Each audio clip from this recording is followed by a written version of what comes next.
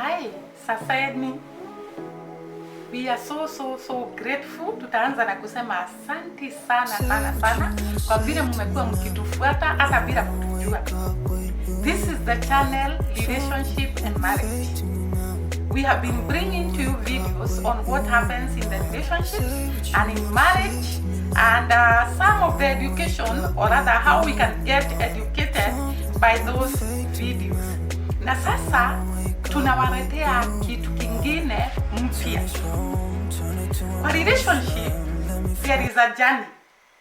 Kuna safari watu huwa wanaenda. Na sasa tunataka kuwaletea safari yetu ya relationship na ya marriage. We want to bring to you unscripted marriage life. Unscripted marriage life. Vile vitu vina happen kwa marriages, vile vitu vina happen kwa relationships, you're going to see it in our lives. Na sasa tutaanza na kuambia how we met. How we started this journey of marriage very many years ago. By the way, more than 25 years ago, we have been together. And it has been a journey of ups and downs. Nyinyi mnajua, marriage is not easy. But I tell you, you learn every step of the way. There is always something new to learn in marriage. Every year you learn something.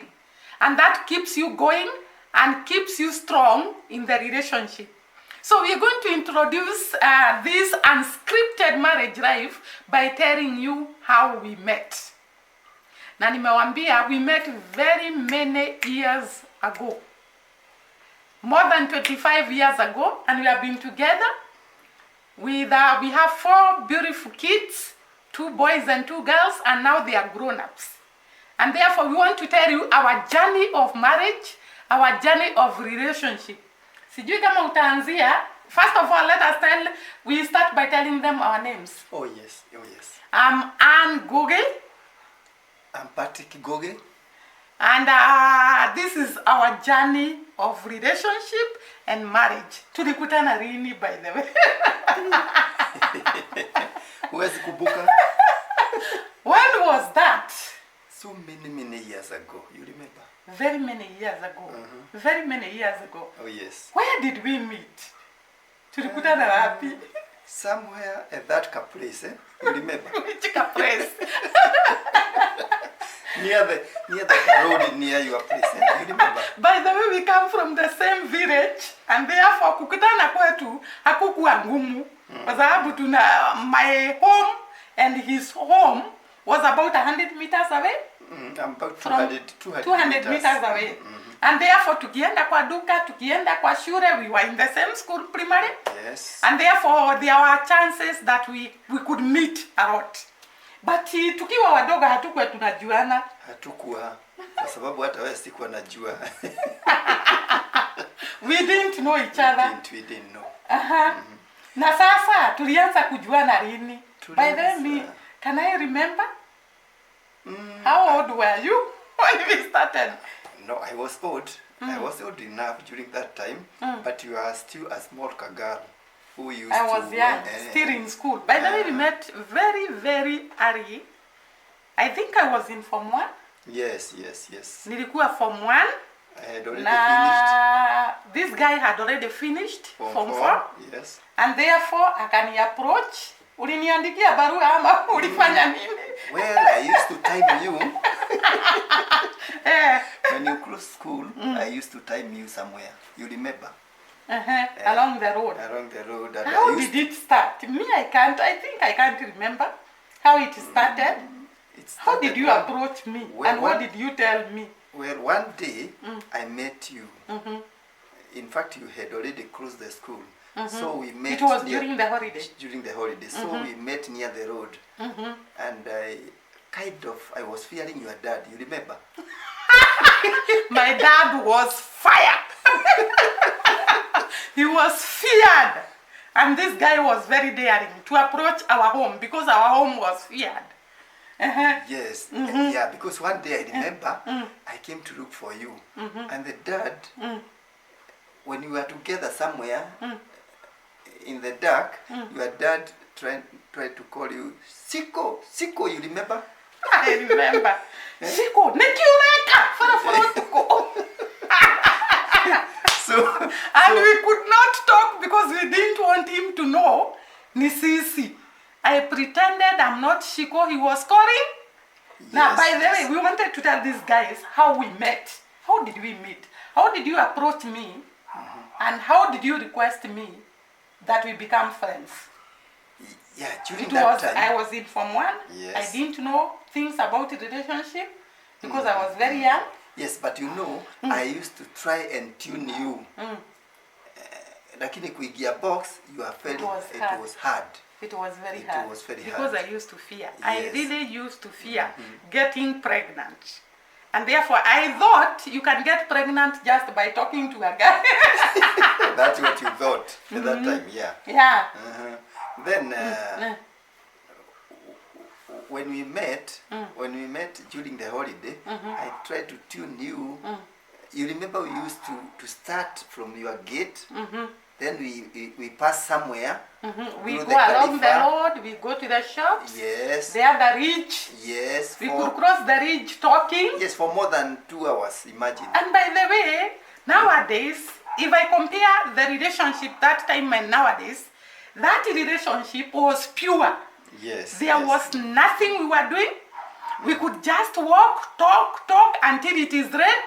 And then escort naenda nyumbani. Without any commitment, anything, what can I say? Tell them ukweli, wabia ukweli. We stayed for more than 7 years. Together. 7 good years together. Without engaging sexually. Yes. Actually, we could just walk around the road, meet, talk, yes, but nothing ever used to happen. That was the relationship of our times. I also used to come and visit you, you remember, at the river? In college. In college. Is it in college? No, yeah. at the river when you are teaching there. UT. So, because when I completed school, I completed Form 6. Then I went to teach as an untrained teacher. So when I was there, he used to come. And we still go talking around the road, but nothing was happening. Oh, yes, yeah. So we stayed for 7 good years. So I completed Form 4. I went to college. No, I had not gone to college. I started first by going to the UT job. And still, we had not engaged sexually. And then my friends, another thing, tell them parents were not there to fear them. We were all together. We were 2 of us. And we were independent. So the parents were not there to tell us you should not do this, you should not do that. But I think those days, people used to fear a lot about getting pregnant. And I think that is what kept us away from each other for those 7 years. And therefore, when we met, we started a relationship. Kama vile tumewambia. So we stayed in that relationship, and I went to teach as an untrained teacher. And him, where were you working? I was working in Nairobi. You were working in Nairobi. And therefore, we could not meet a lot because I was in Athi River and he was in Nairobi. But once in a while, we could meet. During the weekend. Yeah, and we stayed like that until I joined college. So when I joined college, he could still come to college. Yes. And during those college days, I think the relationship went deeper. Oh yes. I can remember. Yeah. Those years, yeah. Yeah. And I think those years, now we had matured. We were big boys and big girls, tell them that. Actually. Yeah. So we knew that we want to stay together. We knew that we are just buying time so that I can complete college. He had completed his education and he was working. So I had to complete my education so that we can now start marriage life. Yes. Which did not happen because along the way, when I was in college, I got pregnant. That is the time now we started engaging. And I got pregnant. And now those days, when you get pregnant, we used to come out of college. Nobody could allow you to stay in college when you are pregnant. Sio kama sasa, unapata mimba na unakaa college na unasoma na unaendelea na unapata mtoto and things go normally.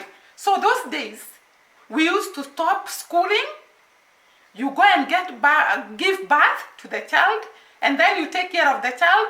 And if you are leaving the child, the person you are with must later commit himself to look after that child, so that you can be allowed to go back to college. And that is what happened.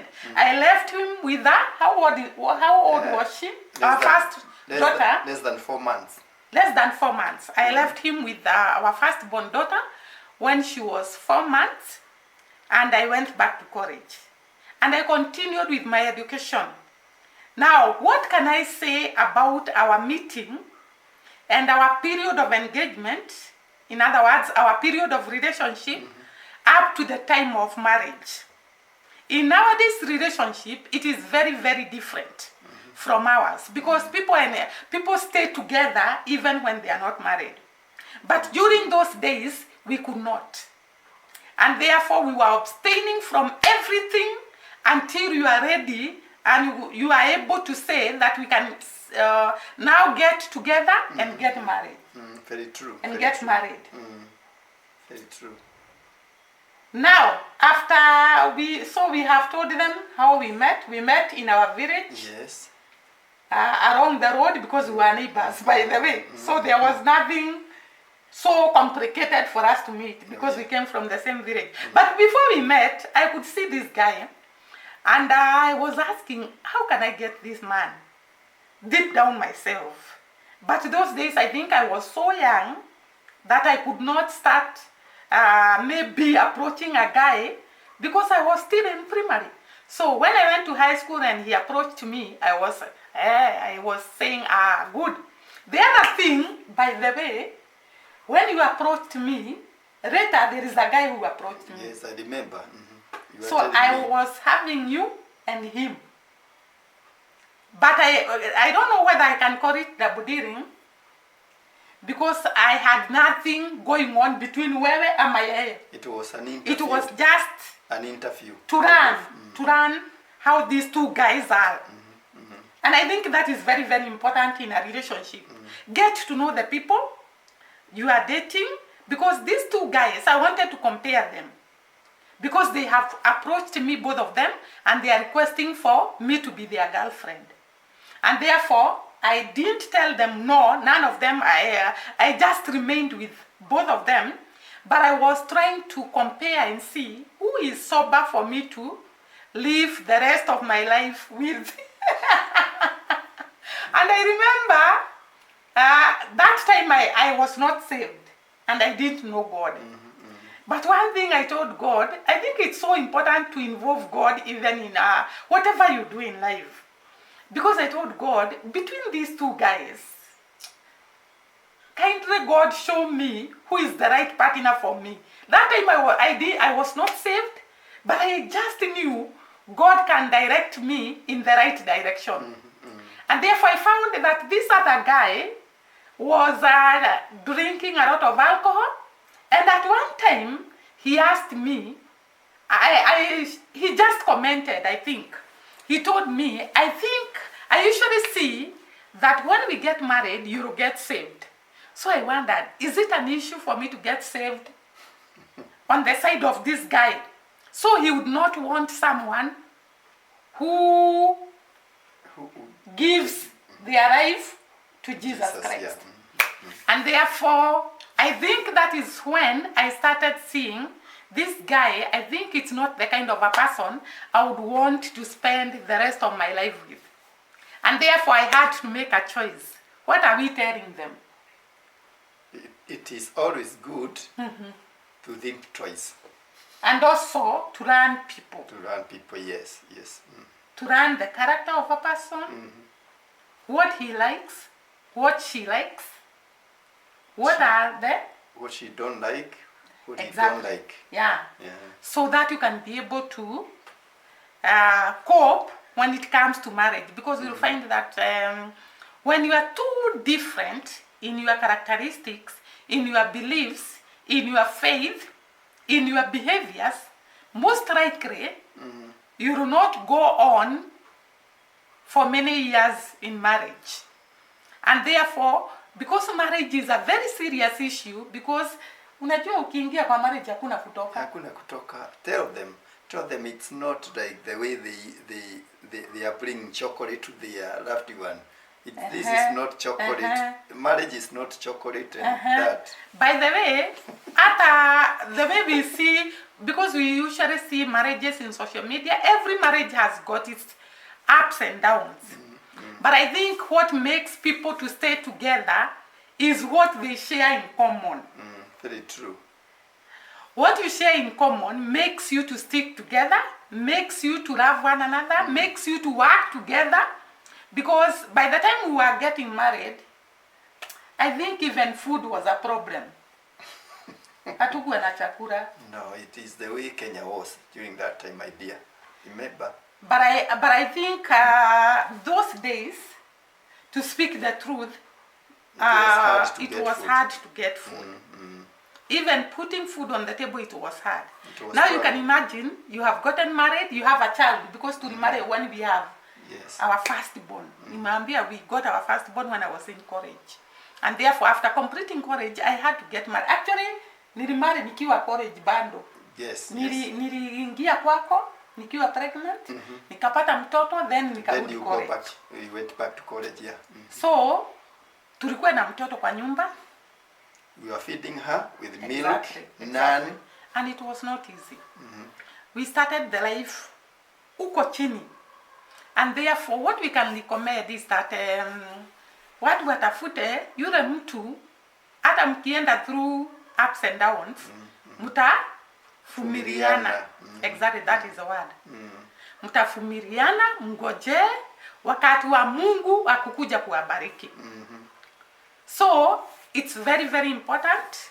You look for people you can agree with, you have faith, the same character, almost the same character, the same faith, the same beliefs, the same likes. Because when you share a lot, you are able to cope with each other. Na nawaambia hakuna mtu ati ambaye hana weaknesses. All of us tuko na weakness. Ako na weakness, niko na weakness. By the way, saa hii tumetoka kukuoro. Juu ya socks. Because socks zinawekwa kwa mlango. Na mimi nazikuta kwa mlango na muuliza, "Mbona unaweka socks kwa mlango?" So you will find some weaknesses here and there to both of you. Because huwa tunasema hakuna mtu perfect kwa hii dunia. Kila mtu ako na ups and downs zake. Lakini ndio mkae pamoja, then you must learn the weaknesses of each other, the strong points of each other, and you try to strengthen one another. I think I'm talking too much. Yeah, you are telling them about the socks. Socks are supposed to be near the door because when you want to go, when you want to go, just put the phone and then you. No, socks are not supposed to be near the door. Socks are supposed to be kept where they are supposed to be kept. So these guys just enter the door. So socks zinawekwa hapo. Socks near the door. So as we go on, we will be telling you the handles we have faced in the marriage relationship, actually with the in-laws. Tutaambia kwa the next video what obstacles did we face on his side and on my side. Because there are so many problems that come when you get together. Maybe from the in-laws, from yourselves, within yourselves, from both sides. And you have to overcome them for you to build a happy marriage. So next time we are going to tell you the handles that we had to jump to go through in order to sustain our relationship. So we are going to cover our first 10 years of marriage and the handles we went through so that we can be able to stand and say that we are building a marriage life and we are bringing up children in this marriage. So bye-bye for now, and God bless. Continue supporting us by subscribing, commenting, liking our videos, and we're going to bring much more on the relationship